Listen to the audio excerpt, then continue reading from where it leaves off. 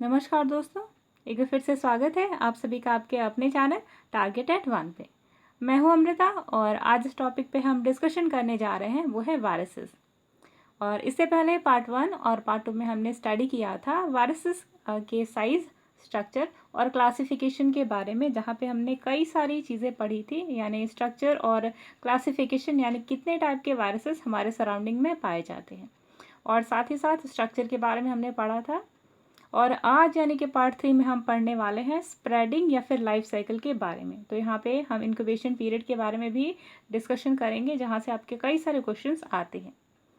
तो गाइज, अगर आप ये वीडियो फर्स्ट टाइम देख रहे हैं और आपको वायरसेस से रिगार्डिंग PDF चाहिए, तो आप हमारे टेलीग्राम चैनल से जुड़ सकते हैं। और टेलीग्राम चैनल का जो डिस्क्रिप्शन है, आपको टेलीग्राम चैनल का जो लिंक है वो आपको डिस्क्रिप्शन बॉक्स में मिल जाएगा। तो आप वहाँ पर जाके टेलीग्राम इंस्टॉल करिए और टेलीग्राम इंस्टॉल करने के बाद हमारे दिए गए लिंक पे जाके क्लिक करेंगे तो अब ये आपको रीडायरेक्ट कर देगा टेलीग्राम चैनल पे।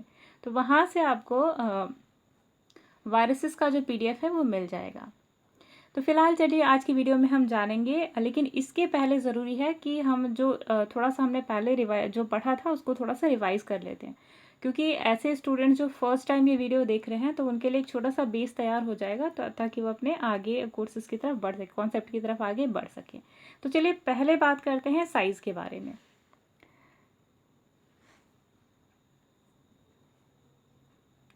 तो गाइज, वायरस का जो साइज़ होता है उसकी रेंज होती है 18 से 400 नैनोमीटर के बीच में। और सबसे छोटा जो वायरस है उसका नाम है पार्वो वायरस, जिसका साइज़ होता है 18 से 26 नैनोमीटर के बीच में। जबकि जो लार्जेस्ट वायरस है उसका साइज़ है स्मॉल पॉक्स वायरस है, और सबसे लार्जेस्ट वायरस जिसका साइज़ है 400 nanometre.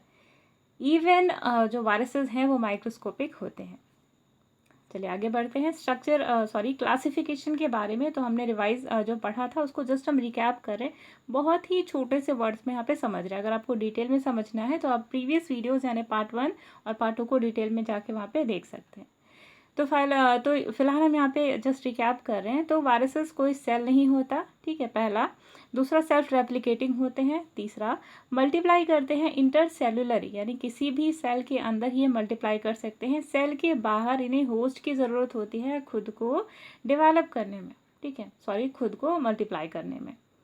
Next, on the basis of symmetry viruses are categorised into 3: cubical, helical और complex. Next, viruses consist of two parts: centrally placed nucleic acid and covered by a protein coat. So here we can study the structure of viruses in two. First part is nucleic acid or second is protein coat. Next is the nucleic acid is either DNA और RNA। किसी भी virus के अंदर जो nucleic acid होता है वो या तो DNA होता है या फिर RNA होता है। बहुत ही कम ऐसे वायरसेस होते हैं जिनमें RNA और DNA पाया जाता है, और एक एक्सेप्शन है, क्योंकि एक्सेप्शन हर जगह आपको साइंस में देखने को मिलेगी। तो यहाँ पे भी एक एक्सेप्शन है कि जनरली वायरसेस में RNA या DNA दोनों में से कोई एक पाया जाता है। लेकिन बैक्टीरियोफेज एक ऐसा वायरस है जिसके अंदर RNA और DNA दोनों पाया जाता है। और बैक्टीरियोफेज एक ऐसा वायरस है जो कि बैक्टीरिया को खाता है, ठीक। नेक्स्ट, न्यूक्लिक एसिड या तो डबल स्टैंडर्ड या फिर सिंगल स्टैंडर्ड पाए जाते हैं, जिन्हें हम जीनोम का नाम देते हैं वायरसेस में। नेक्स्ट, वायरस की जो आउटर कवरिंग है उसे हम कैप्सिड के नाम से जानते हैं। नेक्स्ट, जिन भी वायरसेस के अंदर जो जीनोम है या फिर जेनेटिक मटेरियल है वो कवरिंग यानी कैप्सिड के द्वारा कवर्ड होता है, उन्हें कैप्सोमियर्स के नाम से जानते हैं। हालांकि जो एनिमल वायरसेस हैं उनके ऊपर कोई भी कैप्सोमियर कवरिंग नहीं होती, वहाँ पे पॉलीसेकेराइड की जो लेयर है वो पाई जाती है। नेक्स्ट, हम जानते हैं कि वायरसेस के लिए प्रोटीन सिंथेसिस की कोई भी मशीनरी नहीं होती, लेकिन फिर भी जो वायरस की जो आउटर कवरिंग है वो प्रोटीन सब यूनिट द्वारा बनाई जाती है। और ये प्रोटीन, क्वेश्चन आपके माइंड में आएगा कि प्रोटीन जब वायरसेस की बॉडी में है तो आता कहाँ से? तो आता है होस्ट की बॉडी से। नेक्स्ट, ड्यूरिंग रेप्लिकेशन जो वायरसेस हैं वो किसी भी होस्ट की बॉडी के अंदर ही रेप्लिकेशन कर सकते हैं, बाहर जाके वो इनएक्टिवेटेड हो जाते हैं, इसलिए बाहर कोई भी इन्फेक्शन नहीं फैला सकते। इन्हें मल्टीप्लाई करने के लिए होस्ट की बॉडी चाहिए होती है। नेक्स्ट स्ट्रक्चर पे आते हैं। तो structure can be studied under 2 heads. पहला है न्यूक्लिक एसिड और दूसरा है प्रोटीन कोट। न्यूक्लिक एसिड हमने अभी बात करी कि वायरसेस में जो न्यूक्लिक एसिड होते हैं वो दो होते हैं, पहला डीएनए और दूसरा आरएनए। जबकि प्रोटीन कोड की बात करी जाए तो प्रोटीन के द्वारा बनाई जाती है वायरसेस की आउटर लेयर, जो आप यहाँ पे पिंक कलर का देख रहे हैं ये राइट साइड में। और जो प्रोटीन कोट होती है उसके ऊपर स्पाइक लाइक स्ट्रक्चर होते हैं कार्टेनुमा, जिनका फंक्शन होता है किसी भी अदर ऑर्गेनिजम्स या किसी भी सब्सटेंस के ऊपर चिपक जाना, जिसके द्वारा ये इजीली वहाँ से इन्फेक्शन फैला सकते हैं। हमने पिछली वीडियो में पढ़ा था कि जो प्लांट वायरसेस होते हैं वो जनरली आरएनए द्वारा बने होते हैं, जो उनका सेंट्रल कोर होता है वो आरएनए द्वारा बना होता है। लेकिन क्योंकि हर जगह एक्सेप्शन देखने को मिलती है, इसलिए यहाँ पे भी आपको एक एक्सेप्शन मिलेगी। एक्सेप्शन क्या है कि जो एनिमल वायरसेस होते हैं वो जनरली डीएनए के बने होते हैं, या तो सिंगल या फिर डबल स्ट्रैंडेड। लेकिन जो प्लांट वायरसेस होते हैं उनमें भी आपको डबल स्ट्रैंडेड या फिर सिंगल स्ट्रैंडेड डीएनए मिलेगा न्यूक्लिक एसिड में। तो उसका जो इसका एग्जाम्पल है जो डहलिया का वायरस है वो। ठीक है, चलिए नेक्स्ट पे आते हैं। अब जो सेकेंड स्ट्रक्चर है जो इम्पोर्टेंट है, प्रोटीन कोट। किसी भी वायरस की जो आउटर कवरिंग होती है वो प्रोटीन कोट द्वारा बनी होती है, और ये जो प्रोटीन कोट है उसके ऊपर कांटेनुमा स्ट्रक्चर होते हैं, स्पाइक लाइक स्ट्रक्चर, जो अटैचमेंट का काम करते हैं। तो ये बने होते हैं प्रोटीन सब यूनिट्स के द्वारा। नेक्स्ट है सिमेट्री। तो on the basis of symmetry viruses are classified under 3: cubical, helical और कॉम्प्लेक्स। क्यूबिकल जो सिमेट्री होती है उसमें 12 कॉर्नर्स, 20 साइड्स और 30 एजेस होती हैं, जबकि ये डिवाइडेड होते हैं दो पार्ट्स में। पहला है पेंटॉन्स और दूसरा है एक्सॉन्स। ये क्या है, इसको देखने के लिए आप पार्ट 1 जो है वायरसेस की वीडियो उसे देख लें। नेक्स्ट है हेलिकल कैप्सिड्स। इसके अंदर मैगी लाइक न्यूक्लिक एसिड का स्ट्रक्चर पाया जाता है और यहाँ पे कोई भी कैप्सिड कवरिंग नहीं पाई जाती।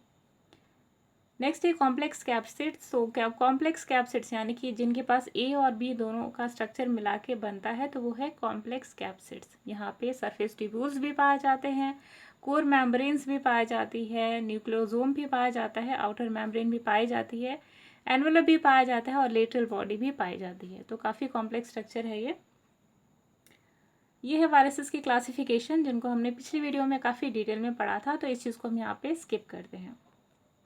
ठीक है, वायरसेस के लिविंग और नॉन लिविंग के कैरेक्टरिस्टिक के बारे में हमने पढ़ा था। यहाँ पे हम जस्ट रिकैप कर रहे हैं, इसलिए बिल्कुल शॉर्ट में इस चीज़ों को पढ़ेंगे। तो चलिए चार्ट की हेल्प से समझते हैं।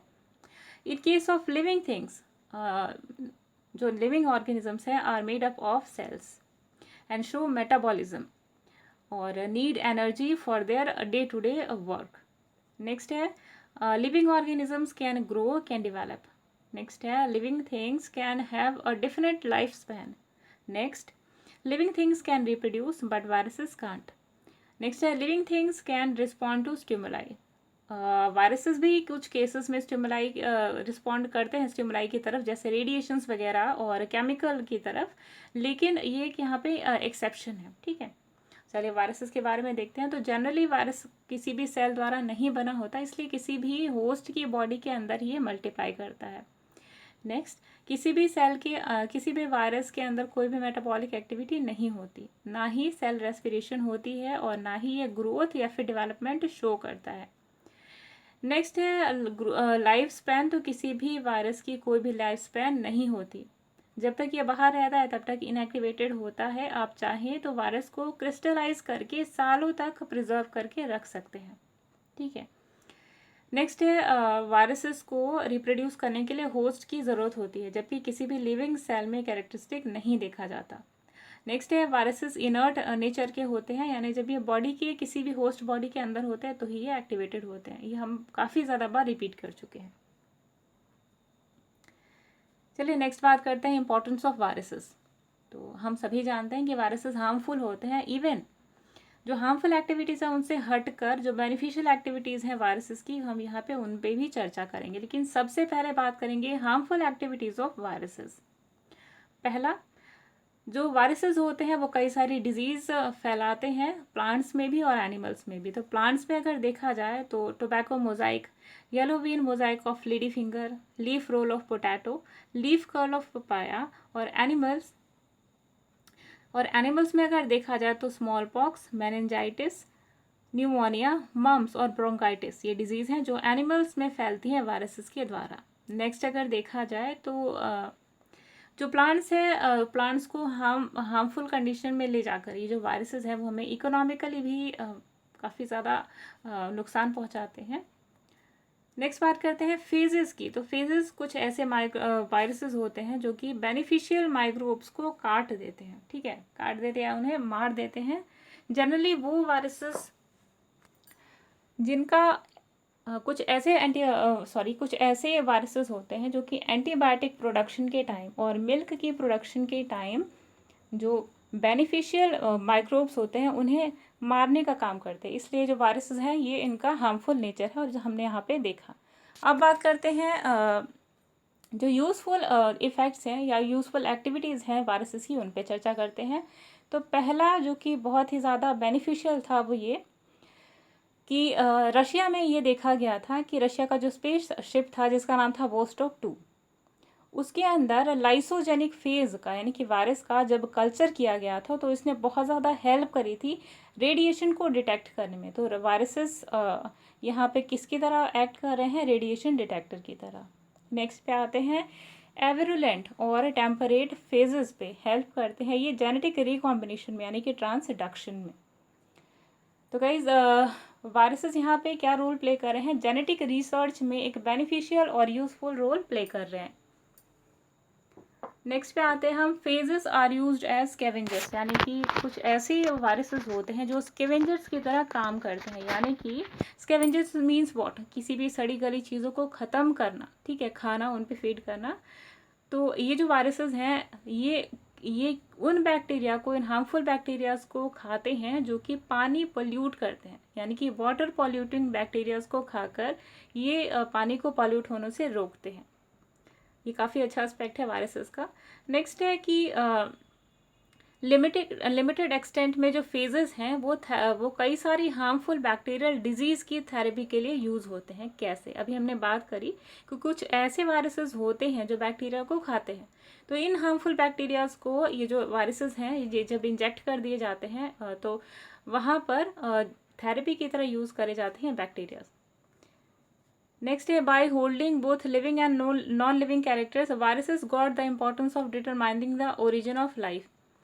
क्योंकि वायरसेस और लिविंग और नॉन लिविंग दोनों कैरेक्टरिस्टिक्स शो करते हैं, इसलिए जब वायरसेस जब लाइफ नहीं थी हमारी अर्थ के अंदर तब भी वायरसेस एग्जिस्ट कर रहे थे इनर्ट फॉर्म में, यानी कि इनएक्टिवेट फॉर्म में। जो लास्ट हेल्पफुल एक्टिविटी है वायरसेस की वो है कि सबसे ज़्यादा इम्पॉर्टेंट यही है और काफ़ी बेनिफिशियल एस्पेक्ट है, जिसे बहुत सारे साइंटिस्ट थे जिन्होंने हार्मफुल एस्पेक्ट का जो वायरस था वो हमारे लिए बेनिफिशियल बना दिया। तो क्या है वो ये है कि जो वायरसेस होते हैं जब वो जनरली इन्फेक्शन फैला देते हैं, जैसे कि आपके सामने जो पैंडेमिक डिजीज़ है, तो इन्हीं वायरस के जो जेनेटिक मटेरियल है उनके एक सेक्शन को तोड़कर या फिर कट करके, अब आपके सामने क्वेश्चन आएगा कि जो वायरसेस हैं वो तो इतने छोटे होते हैं, माइक्रोस्कोपिक होते हैं, तो ये इनका जो जीनोम है वो तो और ज़्यादा छोटा होता होगा, तो उसको काटते कैसे हैं। तो काटने के लिए बहुत छोटा सा एक कैंची आप कह सकते हैं, फिर एक कैटलिस्ट कह सकते हैं। कैटलिस्ट होता है जिसका नाम होता है CRISPR-19। तो CRISPR-Cas9 एक वो सीजर है या फिर आप इसको कैटलिस्ट कह सकते हैं जो कि जीनोम होता है वायरसेस का, उसे काटने का काम करते हैं। तो उसके थ्रू जीनोम वायरसेस का काटा जाता है और उसके बाद फिर जो थोड़ा सा सेक्शन है वो दूसरे वायरस में इंजेक्ट कराकर वैक्सीन बनाई जाती है। तो इन शॉर्ट हम कह सकते हैं कि जो वायरसेस होता है वो हेल्प करता है वैक्सीन्स बनाने में। तो यहाँ पे हमने देखा वायरसेस का यूजफुल एस्पेक्ट। अब आते हैं हम इन्फेक्शन पे, यानी कोई भी वायरस किस तरीके से इन्फेक्शन फैलाता है, और इसे हम नॉर्मल टर्म, एक साइंटिफिक टर्म देते हैं, श्रेडिंग ऑफ वायरसेस। तो सबसे पहले हम देखेंगे कि वायरस किस तरीके से स्प्रेड करता है।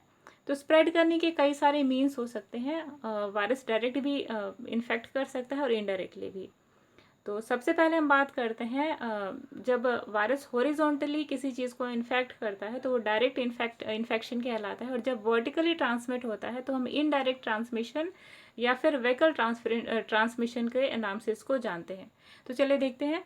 सबसे पहले हॉरिजॉन्टल के बारे में बात करेंगे तो ये होता है डायरेक्ट कॉन्टैक्ट ट्रांसमिशन। तो ये डायरेक्ट कॉन्टैक्ट ट्रांसमिशन होता क्या है? जब भी कोई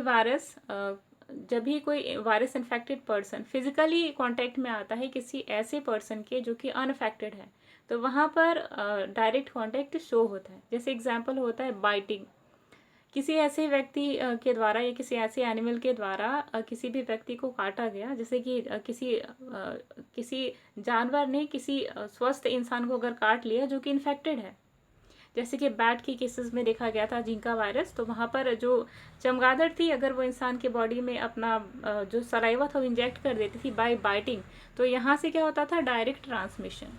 ठीक है, तो इसके कई सारे मीन्स हो सकते हैं।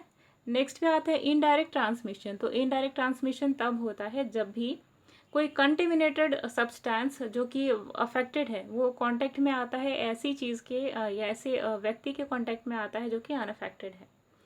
फॉर एग्जांपल मेडिकल इक्विपमेंट, अगर आप हॉस्पिटल्स में जाते हैं तो जनरली डॉक्टर्स आपके लिए अलग सिरिंज यूज़ करते हैं वहाँ पे ब्लड ट्रांसफ्यूजन के लिए, ठीक है, ब्लड चढ़ाने के लिए।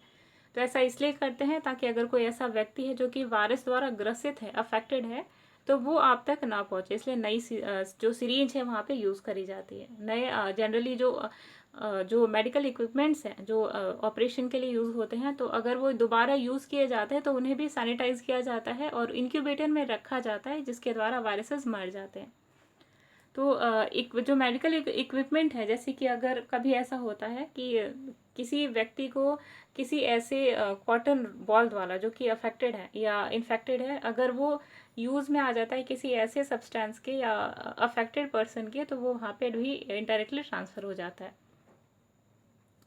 नेक्स्ट जो है कॉमन व्हीकल ट्रांसमिशन। तो इसमें क्या होता है, जैसे कि आपने देखा जो हमारे आसपास अभी जो कोरोना वायरस फैला है, ये इन्हीं दो कारणों की वजह से फैला है। पहला कॉमन व्हीकल ट्रांसमिशन और दूसरा है एयरबोर्न ट्रांसमिशन।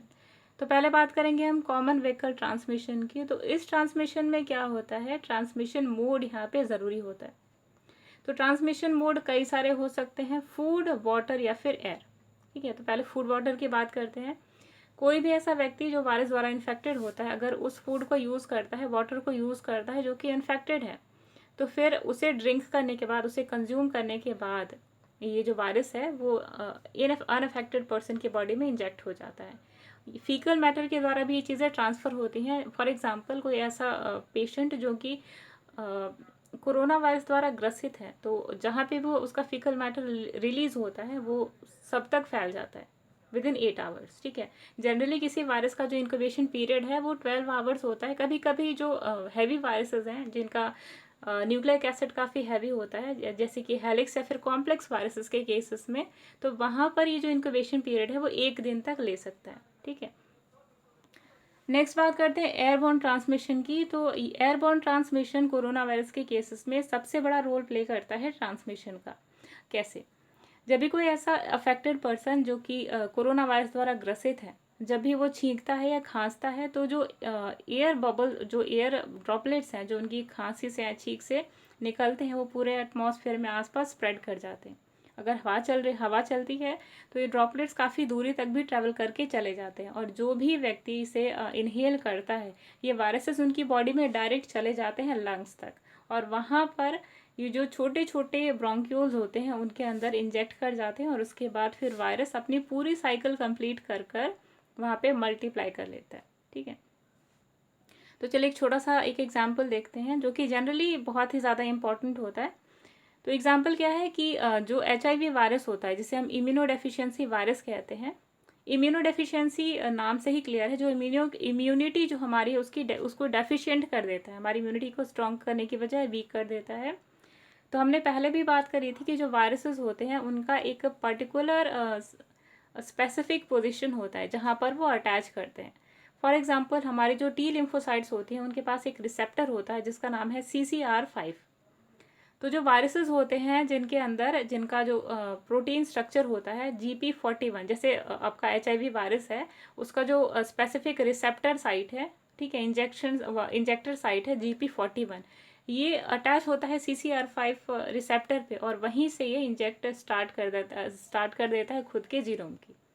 तो काफ़ी कॉम्प्लेक्स प्रोसेस है ये, हम काफ़ी डिटेल में पढ़ेंगे जब हम लाइफ साइकिल के बारे में डिस्कशन करेंगे। तो चलिए अब बात करते हैं लाइफ साइकिल ऑफ वायरस के बारे में। तो once the virus has injected a host cell, it can replicate within that cell thousands of time. यानी कोई भी जो सेल होता है, हमने कई बार ये डिस्कशन करा है कि जो वायरसेस होते हैं ये तब तक इनएक्टिवेटेड रहते हैं जब ये किसी होस्ट सेल के अंदर नहीं जाते, ठीक है, और आप इन्हें क्रिस्टलाइज्ड फॉर्म में कई सालों तक प्रिजर्व करके रख सकते हैं। तो जब भी ये वायरसेस क्रिस्टलाइज फॉर्म में या आउट ऑफ होस्ट बॉडी रहते हैं तो ये इनर्ट स्टेज में रहते हैं, लेकिन जैसे ही ये होस्ट सेल के अंदर प्रेजेंट होते हैं उसके बाद ये रैपिडली डिवाइड करना स्टार्ट कर देते हैं, रिप्रोड्यूस करना स्टार्ट कर देते हैं खुद को। और ये जो सेल, जो होस्ट सेल होती है, इसकी जो सेल होती है वो लाइटिक साइकिल के द्वारा बस्ट आउट हो जाती है। तो ये कैसे होती है और क्या क्या स्टेजेस होती हैं, चलिए देखते हैं। सबसे पहला जो स्टेज है, क्योंकि हमने पढ़ा था जो लाइफ साइकिल होती है किसी भी वायरस की, वो छोटे छोटे स्टेजेस में होकर गुजरती है। एक वायरस इतनी इजीली किसी होस्ट बॉडी के अंदर एंटर नहीं करता। तो कौन सी वो स्टेजेस हैं, चलिए देखते हैं। पहला है अटैचमेंट, दूसरा है पेनिट्रेशन, तीसरा है अनकोटिंग, चौथा है बायोसिंथेसिस, पांचवा है असेंबली और छठा है रिलीज। तो पहला है अटैचमेंट। अटैचमेंट में क्या होता है, कोई भी वायरस, फॉर एग्जांपल हम यहाँ इन्फ्लुएंजा वायरस को लेते हैं, तो इन्फ्लुएंजा वायरस सबसे पहले अटैच्ड होता है टारगेट सेल के ऊपर, फॉर एग्जांपल ह्यूमन बीइंग की एपिथेलियल सेल या स्किन, ठीक। वहाँ पे क्या होता है, वायरस जब अटैच हो जाता है अपने स्पाइक के द्वारा, ठीक है, आउटर कोट के द्वारा प्रोटीन की, तो अंदर एंटर कर जाता है बॉडी में होस्ट की सेल की, ठीक। जब एंटर कर जाता है तो नेक्स्ट स्टेज में पहुंच जाता है जो है पेनिट्रेशन। तो यहाँ पे सेल क्या करती है, इनगल्फ कर लेती है, निगल जाती है वायरस के स्ट्रक्चर को, और उसके बाद एंडोसाइटोसिस स्टार्ट होती है, ठीक। इसके बाद जो वायरस है वो सेकेंड स्टेज में पहुंचता है जिसका नाम है अनकोटिंग। इस स्टेज में क्या होता है, वायरल जो कंटेंट होता है वो रिलीज हो जाता है, यानी वायरस की जो आउटर प्रोटीनस कोटिंग होती है वो तोड़ लेता है, खुद को बस्ट कर लेता है, और इसीलिए इसी प्रॉपर्टी को ऑटो कैटालिसिस कहते हैं। यानी कोई भी सेल जब खुद को ही खत्म कर लेती है तो ये ऑटो कैटालिसिस कहलाती है। तो यहाँ पर भी यही होता है, जो वायरस होता है वो खुद की जो कोटिंग है उसको तोड़ता है और उसके बाद रिलीज कर देता है सारी कंटेंट। उसके बाद वायरस पहुंचता है फोर्थ स्टेज में जो है बायोसिंथेसिस। इसमें क्या होता है, वायरल आरएनए, जो वायरस का आरएनए होता है वो एंटर करता है न्यूक्लियस के अंदर होस्ट सेल की, और वहाँ पे ये जो होस्ट सेल के अंदर जो वायरल आरएनए है, आरएनए पॉलीमरेज है, वो वहाँ पे कई सारे छोटे छोटे पार्ट्स में डिवाइड होता है, ठीक। उसके बाद ये नेक्स्ट स्टेज में पहुंचता है असेंबली।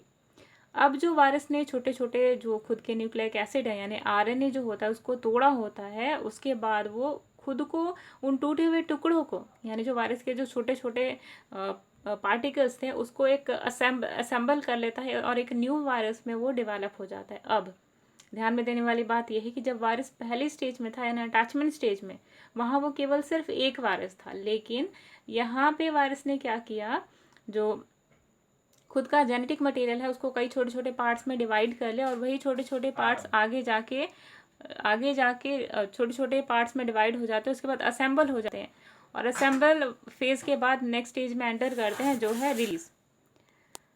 तो रिलीज के जो लास्ट स्टेज होती है इसमें क्या होता है, जो न्यू वायरल पार्टिकल होते हैं, जो वायरल पार्टिकल अब जो डेवलप होकर असेंबल होते हैं वो अब होस्ट सेल की जो बॉडी होती है उसको बस्ट आउट कर देते हैं, और यही होता है लाइटिक फेज। और लाइटिक फेज के बाद ये जो वायरसेस हैं वो सेल की बॉडी से बाहर ट्रैवल कर लेते हैं, और उसके बाद मल्टीप्लाई होकर ये कई ज़्यादा अमाउंट में फैल जाते हैं। तो यहाँ क्योंकि इमेज छोटी सी है तो यहाँ आपको 3 वायरस दिख रहा है, लेकिन यहाँ पे कई सारे वायरसेस होते हैं जो कि इस तरीके से बनते हैं।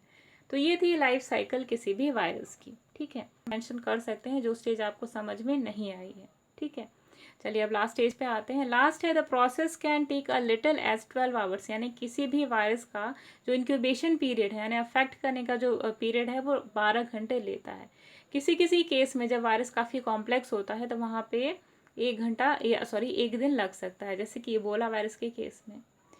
कुछ कॉम्प्लेक्स वायरसेस जैसे कि जो फेजेस होते हैं वो एक स्पेसिफिक साइट पे अटैच होते हैं, एक स्पेसिफिक पोजीशन पे अटैच होते हैं अपनी होस्ट सेल के ऊपर, ठीक है। नेक्स्ट बात करते हैं गाइस, जो सेल है यहाँ पे जब वो डिवाइड होती है तो वायरस भी डिवाइड होता है, और उसके बाद जो डीएनए है वो कॉपी होकर एक डॉटर सेल में डेवलप हो जाता है। तो ये वही चीज़ें हैं जो हमने फिगर में देखी थी, ठीक है। तो ये जो पूरी साइकिल है, आई होप आपको क्लियर हुआ होगा और यहाँ पे आपको समझ में आया होगा कि किस तरीके से जो लाइफ साइकिल है किसी भी वायरस की वो चलती है। आई होप आपने वीडियो को एंजॉय करा होगा और एक एक टर्म है वेरी क्लियरली आपको समझ में आया होगा। फिर भी कोई ऐसी चीज़ है जो आपको इनअप्रोप्रिएट लगती है तो आप कमेंट बॉक्स में लिख सकते हैं वेरी पीसफुली। अगर आपको कोई ऐसी चीज़ है जो इनअप्रोप्रिएट लगती है तो आप मेंशन कर सकते हैं। पर गाइज कोई भी जो वीडियो उसको बनाने में काफ़ी मेहनत लगती है और अगर आपको वीडियो समझ में आई है और जो नॉलेज आप तक प्रोवाइड की गई है वो अच्छी लगती है तो चैनल को एक लाइक ज़रूर दीजिएगा। और अगर आपको वीडियो अच्छी लगती है तो हमारे चैनल को सब्सक्राइब करना ना भूलें। तब तक के लिए मिलते हैं कुछ और कॉन्सेप्चुअल वीडियोज़ के साथ। तब तक के लिए अमृता को दीजिए इजाज़त। Bye bye.